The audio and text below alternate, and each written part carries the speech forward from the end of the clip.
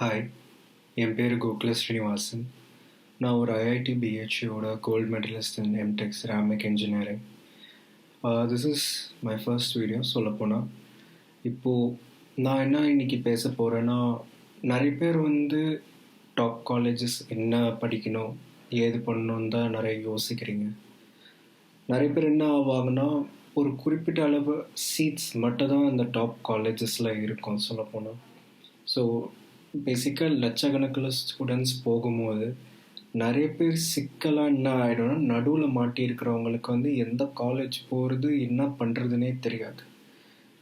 சொல்லப்போனால் எவ்வளோ கன்ஃபியூஷன் இருக்கும்னா, நான் எந்த காலேஜ் கிடைக்குதுன்னு சொல்லலாலும் எந்த காலேஜில் எந்த டிபார்ட்மெண்ட்டில் போனால் வேலை கிடைக்கும்னே தெரியாது புலம்பலில் இருக்கிறவங்களே அதிகம்.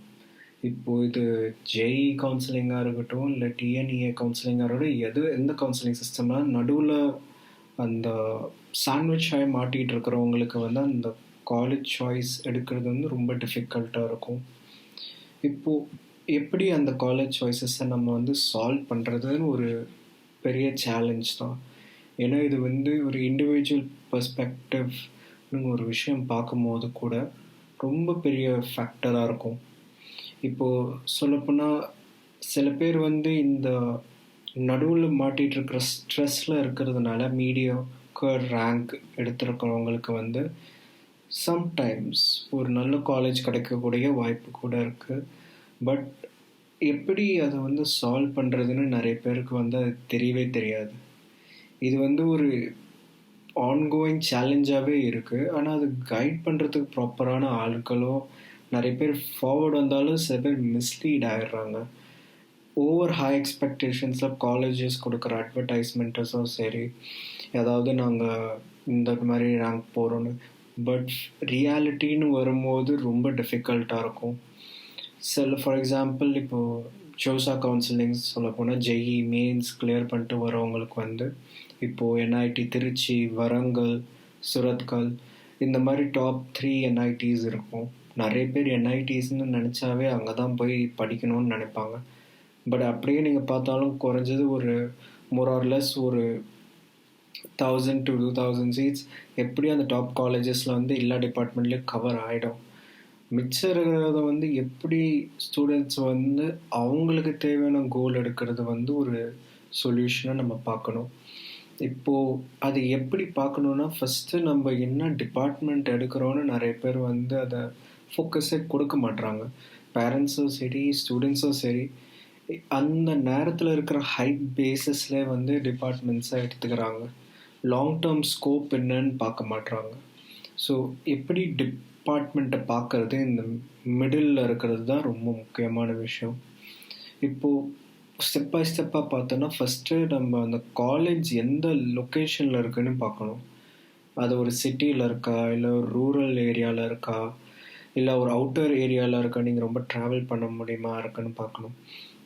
ஏன் இது சொல்கிறேன்னா, ஃபஸ்ட்டு விஷயம் பிளேஸ்மெண்ட்னு வரும்போது நிறைய கம்பெனிஸ் இப்போலாம் ஆன்லைனில் பண்ணுறாங்க தான் சொல்கிறாங்க. பட் சில பேர் பார்க்கணுன்னு நினைப்பாங்க. அந்த நேரத்தில் இருக்கும்போது நீங்கள் மேஜர் சிட்டிஸில் இருக்கும்போது நிறைய ஐடி கம்பெனிஸ், நிறைய டாப் கம்பெனிஸ் ஈஸியாக அக்சசபிளாக இருக்கும் கேம்பஸ் வர்றதுக்கு. ஸோ இது என்ன யோசிக்கிறாங்கன்னா, ஓகே நம்ம இது கேம்பஸ் இங்கேயே இருக்குது, நம்ம இங்கேயே பிளேஸ்மெண்ட் எடுத்துக்கலாம்னு சொல்லிட்டு ஒரு கவுண்ட் வச்சுருப்பாங்க நார்மலாக. இப்போது கிட்ட இருக்கிற டாப் காலேஜஸ் போவாங்களா, ரொம்ப தூரமாக இருக்கிற டாப் காலேஜ் போவாங்கன்னா, ரெண்டுமே ஈக்குவல் டயரில் இருக்கான்னு பார்ப்பாங்க. ஸோ எவ்வளோ சீக்கிரம் அது ஃபில் ஆக முடியுதோ, எவ்வளோ கிட்ட இருக்கோ அது அவ்வளோ பெஸ்ட்டு. ரெண்டாவது விஷயம் என்னன்னா, அந்த டிபார்ட்மெண்ட் லெவலில் எவ்வளோ பேர் கிராஜுவேட் ஆகிறாங்கன்னு ஒரு விஷயம் இருக்குது. இது எப்படின்னா, நம்ம ஒரு டிஃப்ரெண்ட் ஸ்டாட்டிஸ்டிக்ஸ் ஸ்டூடெண்ட்ஸ் கவுண்ட் எப்படி நம்ம டிஸ்கஸ் பண்ணி நம்ம கனெக்ஷன்ஸ் மூலமாகவும் தெரிய வரும். ஸ்டூடெண்ட்ஸ் எப்படி பர்ஃபார்ம் பண்ணுறாங்க, அந்த டிபார்ட்மெண்ட்டோட பிளேஸ்மெண்ட் எப்படி இருக்குன்னு. ஏன்னா டிபார்ட்மெண்ட்டோட எவ்ரி இயர் பிளேஸ்மெண்ட் ரொம்ப பெரிய ஃபேக்டராக இருக்கும். அது உங்களுக்கு தெரியலன்னா அது ரொம்ப பெரிய சேலஞ்சாக இருக்கும். காலேஜ் பெருசாக இருக்கும், பட் டிபார்ட்மெண்ட் இருக்காது. அதில் கவர்மெண்ட் காலேஜஸாக இருக்கிறது ஒரு மிகப்பெரிய ஹெடேக். நீங்கள் அந்த காலேஜ்லேருந்து கிராஜுவேட் தான் ஆவிங்க தவிர நீங்கள் உங்களுக்கு அந்த இடத்துல பிளேஸ்மெண்ட் கிடைக்குமான்னு உங்களுக்கு டவுட் ஆகிடும். ரெண்டாவது விஷயம் ஹை பேக்கேஜ் லோ பேக்கேஜ் பார்த்து ஏமாந்துடாதீங்க. நியூஸ் பேப்பரில் சொல்லுவாங்க ஐஐடி மெட்ராஸில் இத்தனை கோடி ரூபா பேக்கேஜ் கிடச்சிருக்குதான், பட் எந்த டிபார்ட்மெண்ட் அது ஒருத்தனுக்கும் ஒரு 10 பேர் கிடச்சிருக்கும். எல்லாருக்கும்னு ஒரு கணக்கு வச்சுக்கிட்டு ஆமாம் அங்கே ஹையஸ்ட் பிளேஸ்மெண்ட்டுன்னு சொல்லிட்டு நிறைய பேர் இந்த ப்ரைவேட் காலேஜஸ் சரி சொல்லுவாங்க. அது ஒரு ஃபேக்டராக எடுத்துக்கிட்டு நீங்கள் இது இந்த காலேஜில் இப்படி ஆயிருக்குன்னு சொல்லிட்டு நீங்கள் போய் அங்கே உட்காந்துடாதீங்க. ஏன்னா இட்ஸ் ஜஸ்ட் ஒரு ஃபிகரேட்டிவ் நம்பர் அட்வர்டைஸ்மெண்ட்க்கோ இல்லை ஒரு ஆப்பர்ச்சுனிட்டி இங்கே வந்திருக்கோன்னுக்காக தான். அது ஒரு காலேஜ் கேலபர் ஒரு சதவீத அளவு தான் சொல்லும் தவிர இது எல்லா நேரமும் நடக்கும்னு அவசியம் கிடையாது. 4வது விஷயம் என்ன பார்த்தீங்கன்னா, எப்படி அந்த டிபார்ட்மெண்ட்டில் ரிசர்ச்சஸ்லாம் பண்ணியிருக்காங்க, என்னென்ன கான்ட்ரிபியூட் பண்ணியிருக்காங்க, என்னென்ன பப்ளிகேஷன்ஸ் போட்டிருக்காங்க, எப்படி அவங்க ப்ரொஃபஸர்ஸ் அங்கே இருக்காங்க. ஸோ இது இன்னொரு முக்கியமான ஃபேக்டர் நீங்கள் பார்க்கணும் அங்கே போகிறதுக்கு முன்னாடி.